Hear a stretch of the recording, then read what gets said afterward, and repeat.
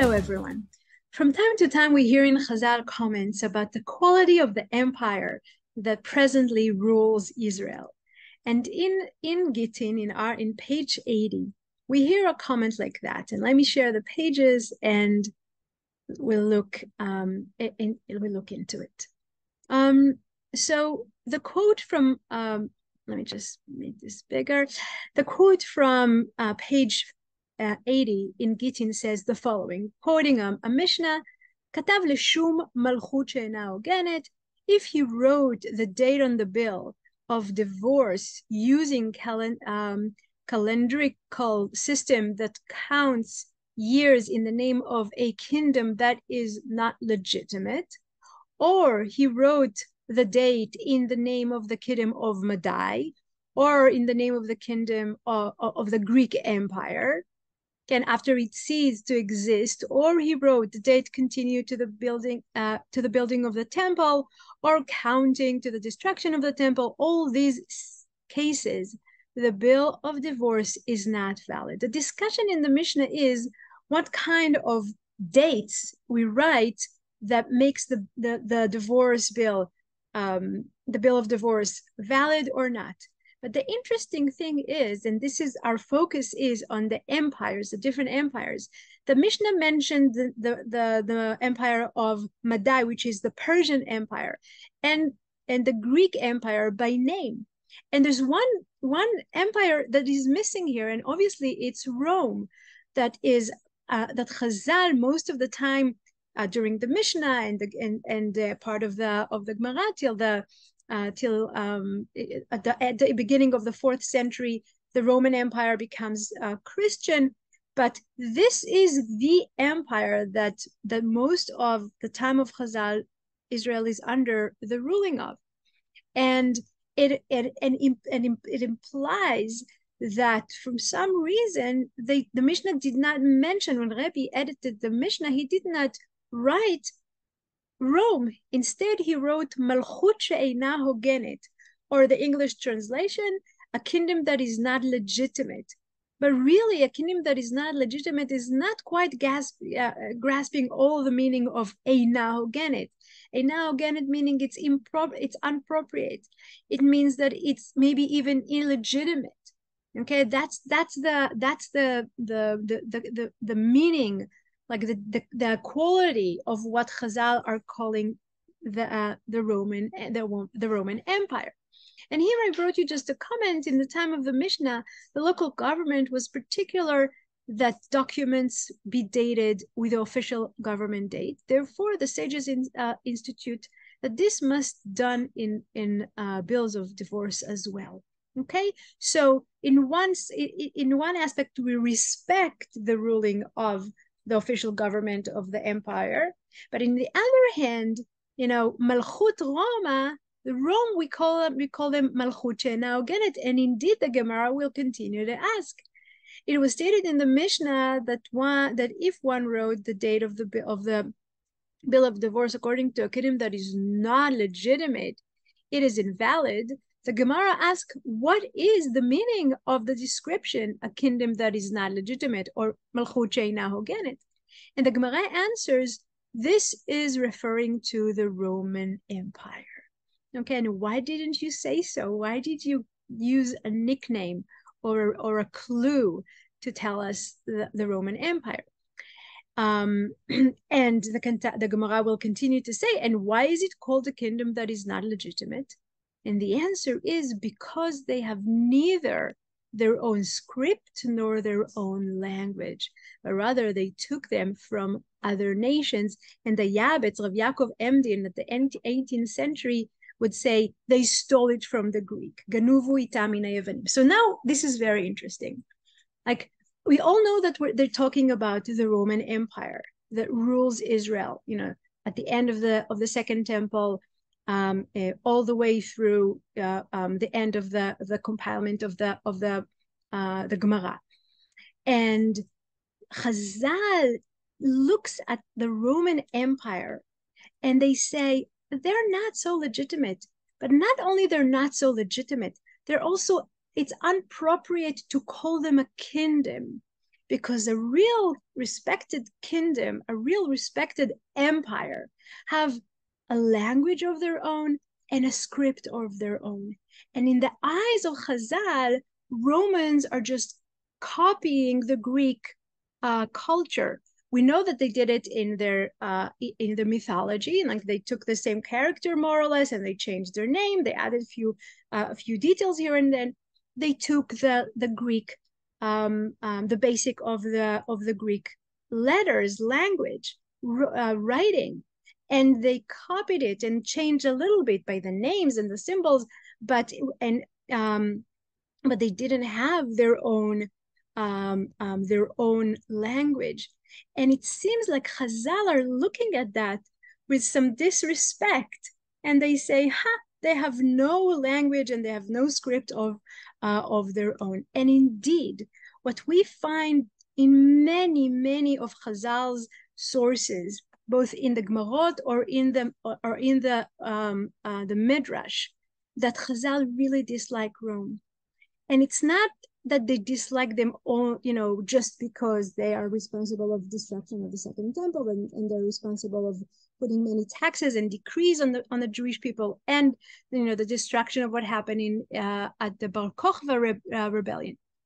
But there's something much deeper that Chazal, for example, towards the Greek had a lot of respect.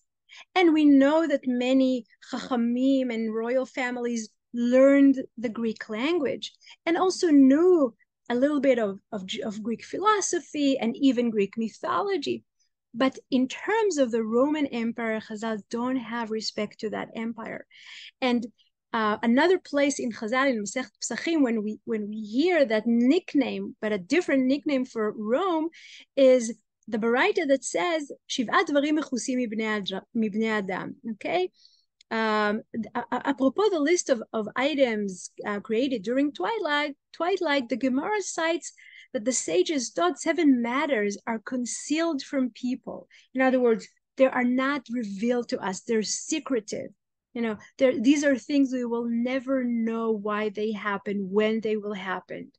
For example, the day of death and the day of consolation from one's concerns, and the profundity of the justice, and ascertaining the truth in certain disputes. And a person also does not know what is in the heart of another, and a person does not know in what way he will earn a profit, and one does not know when the monarchy of the house of David will be restored to Israel, and when the wicked Roman monarchy will cease to exist.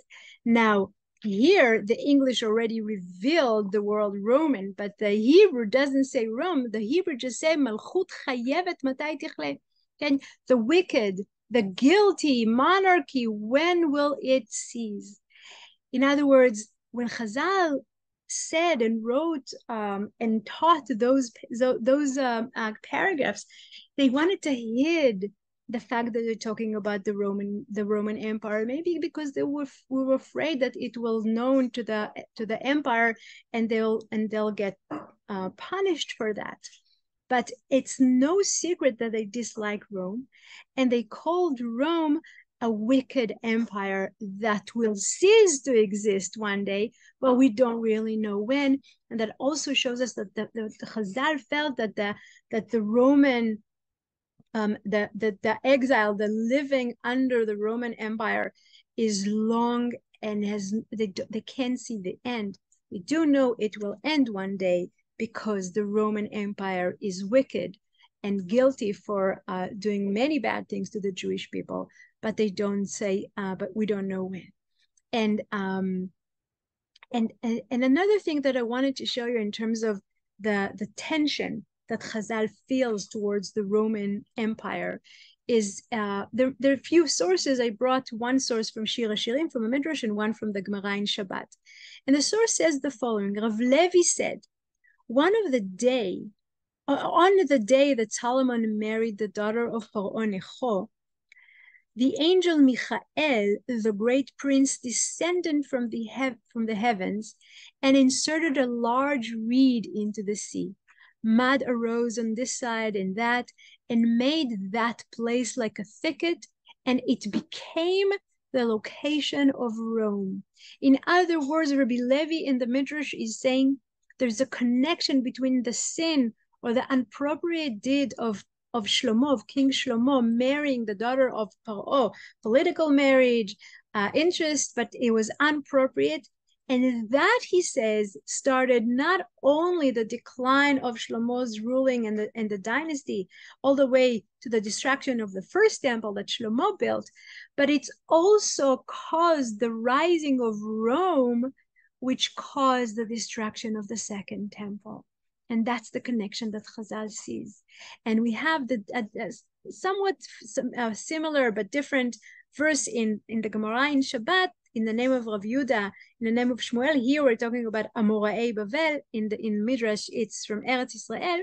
And they said when Shlomo married Pharaoh's daughter, the angel Gavriel descended from the heaven and implanted a reed into the sea, and a sandbar grew around it, growing larger each year, and upon it the great city of Rome was built. The same idea, the cause, the reason for Rome to become an empire that will end that will destroy the second temple, is because of Shlomo's deed.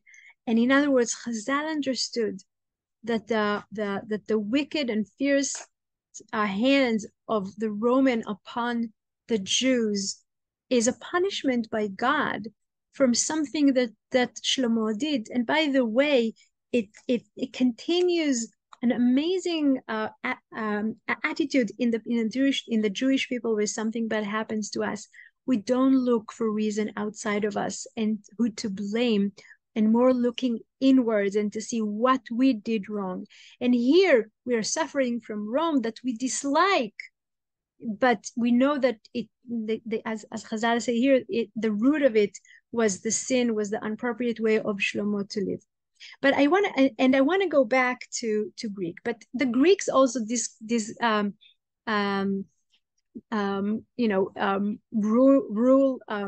over the Jews for many for some centuries. And the Greek also destroyed. They didn't destroy the temple, but they burned the temple in the time of the Hashmonaim.